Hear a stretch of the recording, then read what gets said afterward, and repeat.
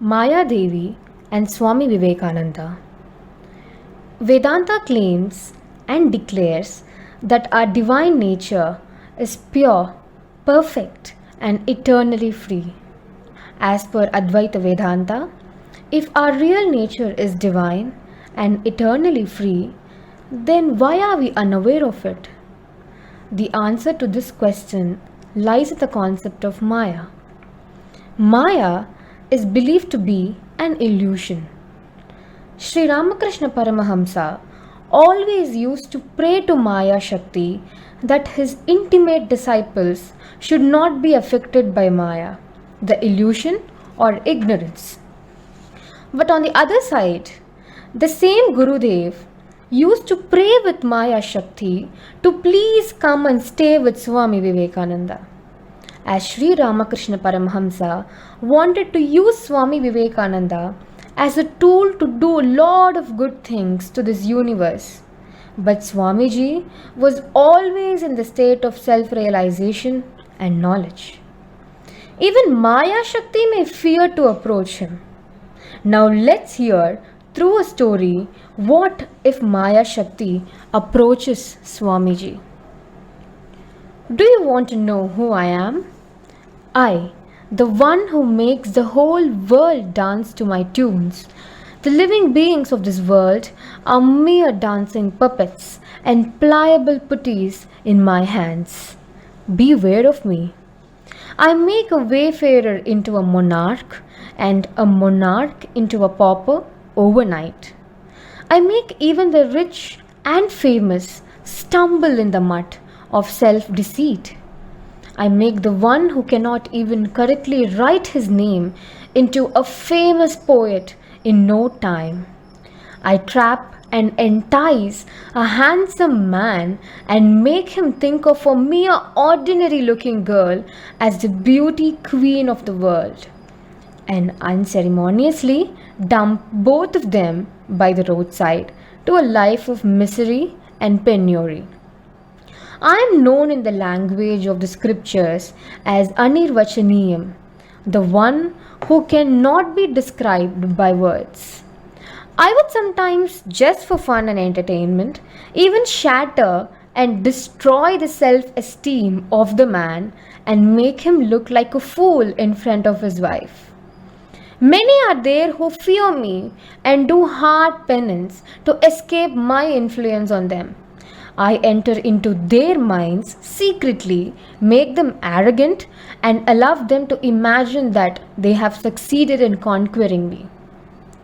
I too snare such aspirants endlessly, and they too stumble on the way as they slog along in this journey of life. Are you still wondering who I am? Whose net of deceit has spread all over the world wide web like a virus in the form of appearance, of name, of fame, passion, anger, attachment, ego, and selfishness, to mention a few. Even the greatest Shankaracharya, the mighty savior, understanding my hold on the world, has sung my glory as Aghatita Ghatana Pathiyasi Maya, the one who makes even the impossible happen. I am that almighty, the all-powerful Maya Shakti, as you might have guessed by now. This confused world continues to perceive me as only in the feminine garb. I was all along very self-confident and arrogant about my own power until I met a handsome and shrewd young man who eventually became more than a challenge to me, as history would vouch. I have heard that his guru had commented about him that even in the midst of the worldly ways of life in Calcutta, he was uniquely different, with his propensity to search for truth and remain in divine focus forever. He even said that this young man looked like a shining sword that was just unsheathed. Well, can there be one who cannot be caught in the net of my wild tricks? Is it at all possible?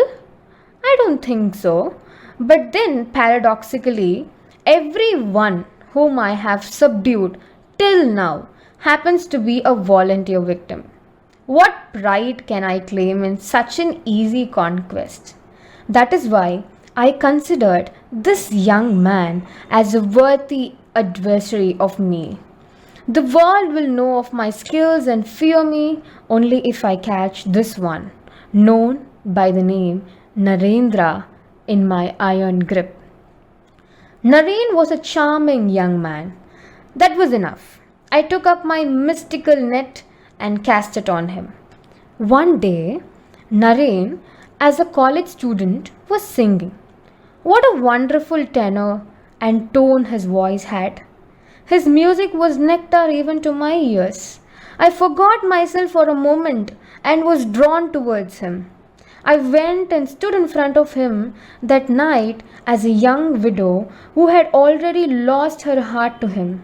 He was singing in ecstasy, and I stood there waiting in eager anticipation to confront him with my charms. But is this possible? His sudden act threw even me off guard. He fell at my feet and pleaded, "Oh, young mother, sorry, this is not fair." On hearing this, I ran away from there, ashamed and humiliated. No, I cannot accept defeat, I asked myself. What if Naren, who is rich, suddenly becomes poor? Then he may fall into my trap. That too happened eventually. His father suddenly passed away with a lot of debts. Immediately, poverty, problems, disappointments, penury all encircled him. For many years, a wealthy woman had tried to marry Naren. I took this opportunity and got into her to work out my plan to capture him. I told him privately, "My beloved, please accept me with my wealth. Your problem will vanish and my desire too." My passionate pleading was of no avail. He quietly ran away from me. Again I had to face defeat. Do carnal pleasures look like spittle for Naren? I wondered. What else could I do? He was after all a great scholar. I tried to catch him in the web of his scholastic ego, as he was well versed in scriptures written in Hindi, Bengali, Sanskrit, and English. Normally, a little knowledge is enough to make a person gloat in his own self-importance. And this young man knew both the Eastern and Western philosophies inside out. Philosophy and religion were his two eyes, while spirituality was like his third eye. He proved to be a problem for me even there. Usually, a learned one, forgetting his goal in life, will live like a donkey that carries its precious cargo of sandalwood on its back without even knowing its true value. But Naren, even after mastering philosophy, seemed to escape the perils of dry knowledge. He kept asking every holy man the question which was haunting him then, that is, "Sir, have you seen God?" What can I do if he keeps on asking this question? Where did he learn the art of converting his theoretical knowledge into experimental wisdom? Again, it was an insult for me and a spiritual victory for him. Why am I not able to attract him? I consulted many of my friends too. Skeptically, they exclaimed, "We cannot believe that you were able to even speak with to a person like Naren, who is the recipient of grace of his master, the great Paramahamsa." Some monks and learned pundits throw abuses at me, the all-powerful Maya Devi. But Sri Ramakrishna sang my glories, segregating my good qualities as Vidya Maya and the others as Avidya Maya. As a consequence, he had given me a semblance of respect. Moreover, I am now duty bound to help the earnest spiritual aspirants, for those specially few who have understood the Catholicity of Sri Ramakrishna. I have developed a soft corner, hence I do not disturb them much. All the same, I was then bent upon cornering Naren more than ever before. If I bestow special powers on him, he may come under my net, I thought. To my surprise, one day, Sri Ramakrishna asked Naren whether he wanted Siddhi's miraculous powers. Naren, my boy, now you're caught, said my rejoicing mind, jumping in glee. But why is he hesitating so much even to reply? His guru repeated the question to him. Naren asked, Gurudev, with these miraculous powers, can I realize God? His guru replied, No, these cannot show you God. However, these powers will help you when you work for the welfare of the world. I had mistakenly believed that, like anyone else, Naren too would carve for the Ashtamaha the eightfold miraculous powers, when they came to him easily. But how wrong I was once again. Lo and behold, he replied, Gurudev, first I would strive to realize God. If I get these powers before that, they may lead me off the goal, won't they? Sri Ramakrishna smiled delightfully, feeling elated by the attitude of his chosen disciple. And I began to fidget in embarrassment. Oh, is it this Paramahamsa who stands in my way then? Is it his guru power which is protecting Naren? I heard that Sri Ramakrishna had throat cancer. Before the Paramahamsa passed away, he had instructed Naren, I am leaving all the disciples with you. Take proper care of them. I immediately got a weapon to pursue my fight once again. I tried to inject into his mind the intoxication of the power of authority. I wanted him to say, henceforth, you all must obey my commands as you did for a guru, or something like that. But he started serving his brother disciples like a mother. Thus he perennially remained beyond my iron grip. I was distraught and dismayed, but would not give up. But he was his usual self, normal as always. Time ripened for me. Since his guru passed away, the young man was all alone, and I, being a mighty invisible power, was at last eyeing triumph in this perpetual game of shadow boxing. As a wandering monk, Naren travelled the length and breadth of the motherland, with no foothold anywhere except in God.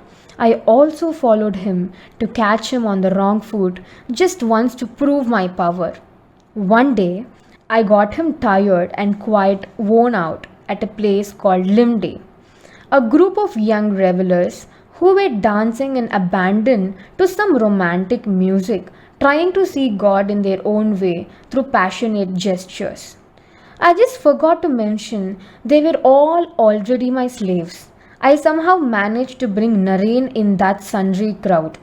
Hoodwinking Naren, I made them lock him up in a room. I got into the mind of the leader of the gang and planned to challenge the vow of Naren's celibacy. But Naren was quite equal to the challenge. Somehow, Naren very cleverly arranged to send a message to the prince of the state and arranged to nab all the miscreants.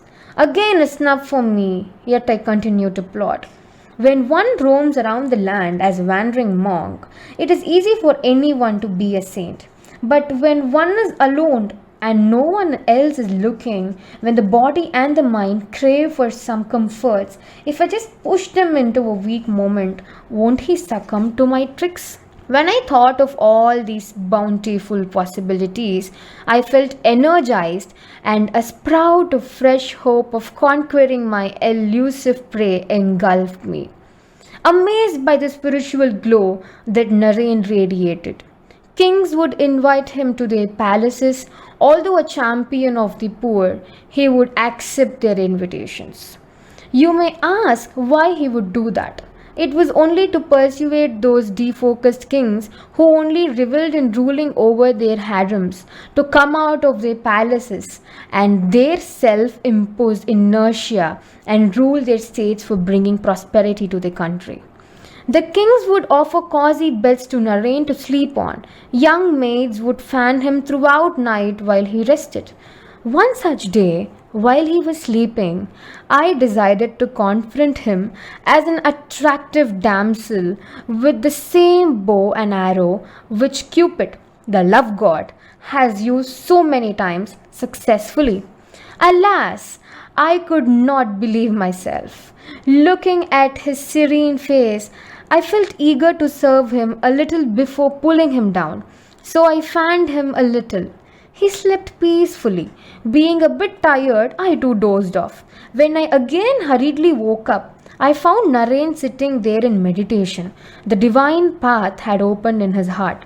The valorous young man that I knew had transformed into the sage Vivekananda. I too, with a veiled feeling of deep reverence, quietly opened door and departed. What is this I am witnessing? I, who reveals in confusing the minds of my victims as myself apparently subdued and quietened in front of this man's holiness, and all my crookedness seemed to fade away. But I did not have the courage to accept my defeat. Excuse me. Henceforth, I shall call him with respect as Swami Vivekananda. I realized late that the ordinary weapons that I used are quite powerless against him. The milk of kindness flowed from him. I felt that if I made him see the ignorance and pain of the people, his kind heart would melt and he would stop his wanderings to lead them to their salvation and emancipation. When he traveled to the nook and corner of his motherland, I followed him relentlessly, waiting for my chance. But what he did at the end made me hopelessly mad. At the trip of the land in Kanyakumari, sitting on a hard rock with the blessings of Devi, Swami Vivekananda meditated on Mother India for 3 days, forbearing the biting cold, scorching sun, and the frothy waves of the sea, without food or water, all alone praying to Mother Shakti for the salvation of his people, whom he felt were his own brothers and sisters. They included the poor, the deprived, and the hopeless multitude of India who lived in destitution without any hope or succor. When he stood on that rock as an embodiment of his penance, virility, dispassion, and potent power, I felt sidelined and insignificant, like the unclean foam washed ashore by the relentless waves that showed no mercy for anyone. Oh God, again this shame has befallen upon me. I can hear your mocking voices. After all, my inefficiency has been exhibited in his case, only when he wanders in this yoga bhumi of Bharat. But would he be safe from me elsewhere? I decided then to confront him in the Bhoga bhumi of the far west. That too happened. Only a few more days were left for the inauguration of the World Parliament of Religions meet at Chicago. This Swami had no money with him and everyone was a stranger to him. They all drove him away and made him feel miserable. When I spread my net, hoping to pull him down when everyone else was against him and he himself was almost down and out, even then he majestically held his ground, praying to his master for guidance. What a shame for me again! After his world famous Chicago address, I followed him with my mystical net called Fame and Glory to catch him napping. I gathered a few young and lovely girls along with me. I entered into the hands of all those young girls and tried to shake his hands. In my struggle to reach him, I could touch only the edge of his cloak that covered him. He stood there like a glowing fireball, untouchable by me or anyone else, but spreading warmth to everyone around him. That day, he was the hero of the world. The media built his reputation by publishing news about him. I tried to get on to him again by discharging my arrow called Fame and Glory at him, but found my efforts foiled. Alas, that night alone in his room, he was lying on the floor, crying and distraught, thinking of the woes of his motherland. I myself began to wonder whether there is any way in which I could help him stop crying. I stood near his door, thinking for some time, remaining dormant and in hibernation for a longer time.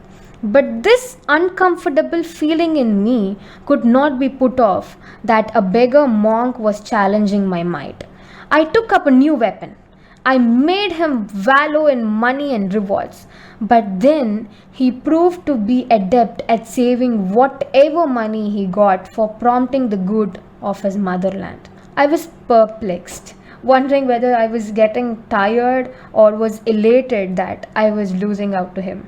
Well, who was he after all? Both the ruling British and the slave Indians praised him equally. Beautiful women and men called him Guru, Baba, etc., with respect and adulation. Only he could be a father and a guide to so many people at the young age of 30.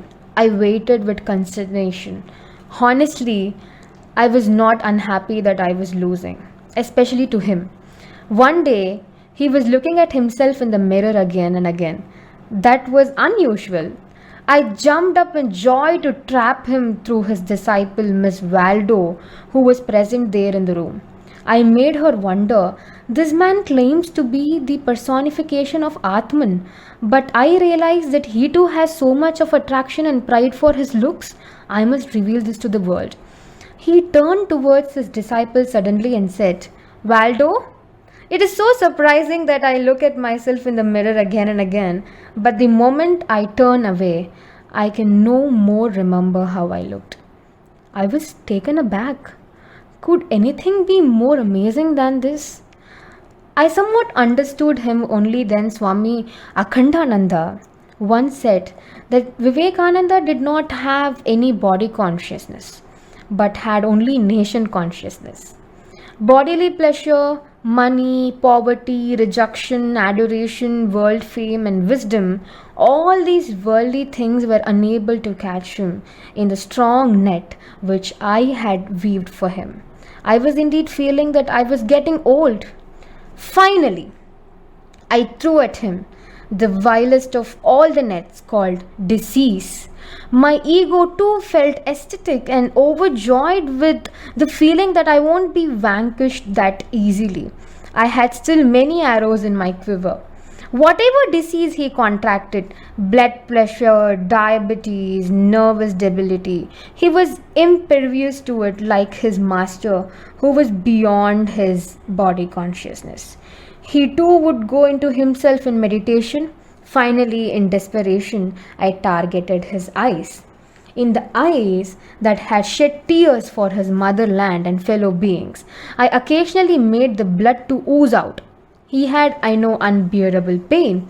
But even at that moment of extreme pain, he joked with his brother monks and said, I have not become like that one-eyed guru of the Asuras, the learned Sukracharya.